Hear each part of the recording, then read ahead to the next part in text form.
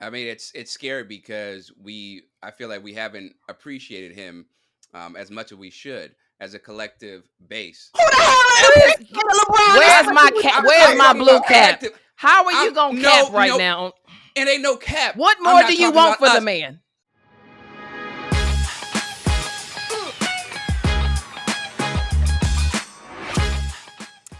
All right, friends, I know that a lot of us have acted as if we've forgotten that there is a men's basketball tournament going on, but there is indeed. Men do play basketball. Isn't that crazy?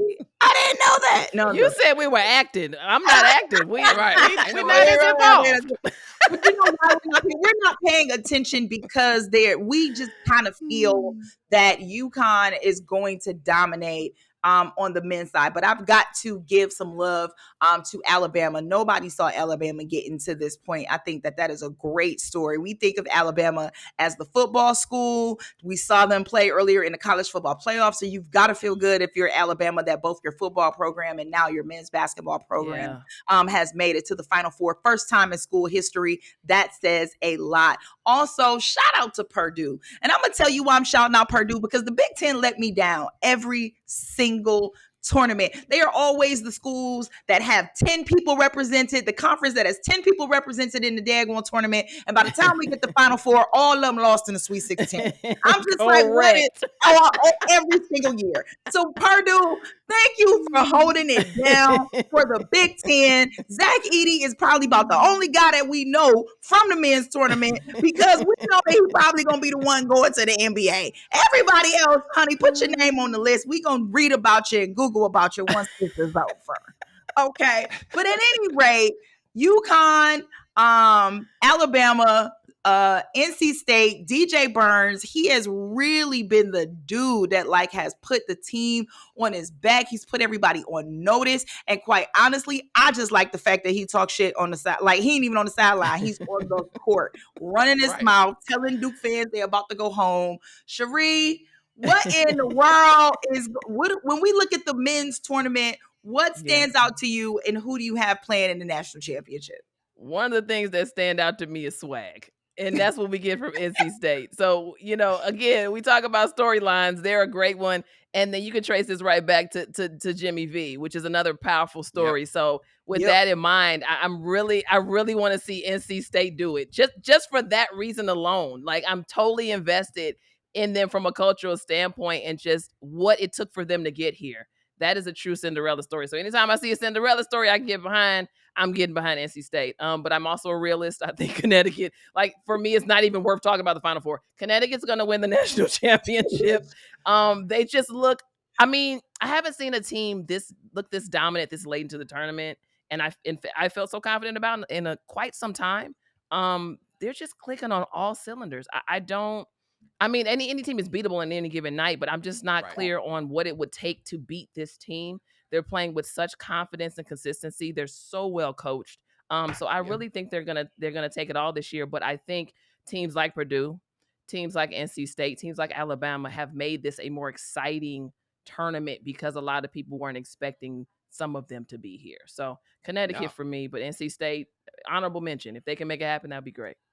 I got NC State. I want NC State to win. My brain tells me UConn based on the way they played.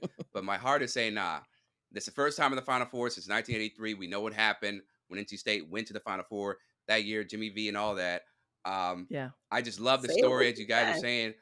But, yeah, you have to shoot lights out against UConn in order for them to be beat, right? You have to get them out of their zone, which is very hard to do. The fact that it was like 28-23, I think at halftime, Illinois UConn. And then they went on a 25-0 run. Actually, they went on a 30-0 run. It was a 30-0 run. I've never seen anything like it in my life.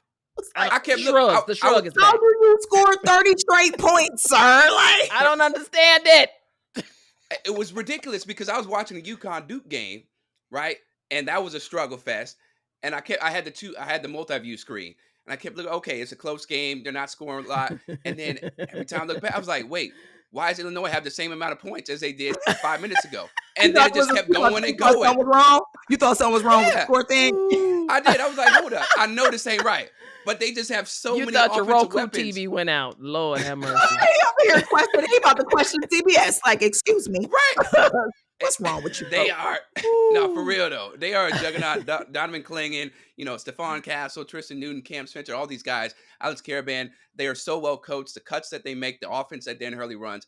But, yes, I'm going to say NC State does it because I'm a Syracuse alum, and I will never root for UConn. Period. Let's go. I can appreciate their greatness. I want to throw this at you, Chris. I just want to throw out a little bit of history here because I'm a bit of a history nerd. The last time that the University of Connecticut men and women were in the Final Four together, they won a championship. That was in 2004. That was in 2014. And now it's 2024. So it seems like every 10 years, UConn runs the table. Whoa. Just throw that out there. Hey, look. That is true, but you can't ignore that Candace Parker curse, right? After what happened on that Olympic team, can't forget that.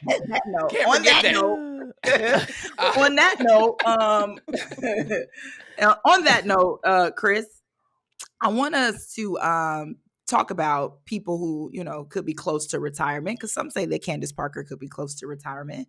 LeBron James, he mentioned that he doesn't have long left in this game. And this happened after he recently passed a record from Michael Jordan.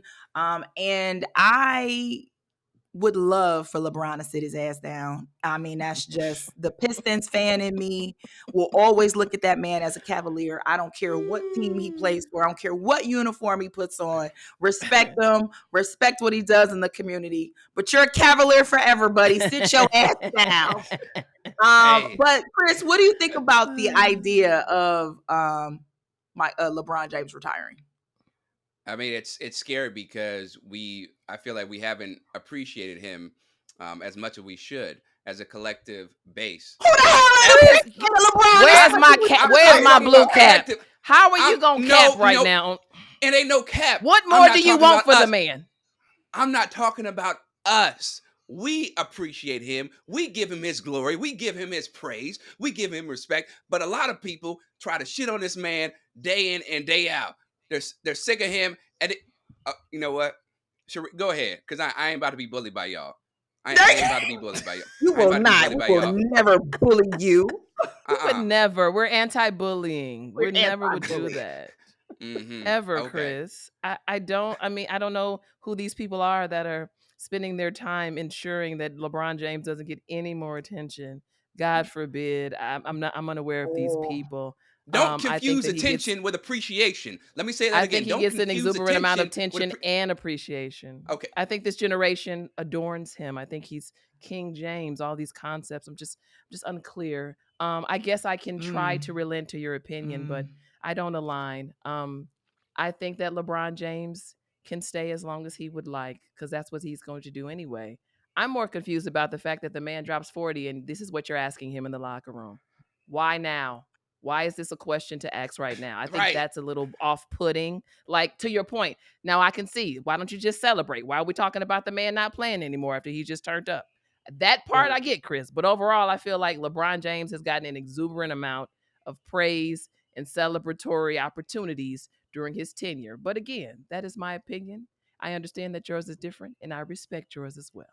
This is also coming from a Bulls fan and a Pistons fan, Chris. Believe us when we say the sarcasm is real as hell. You see it, fellas. The sarcasm is real as hell.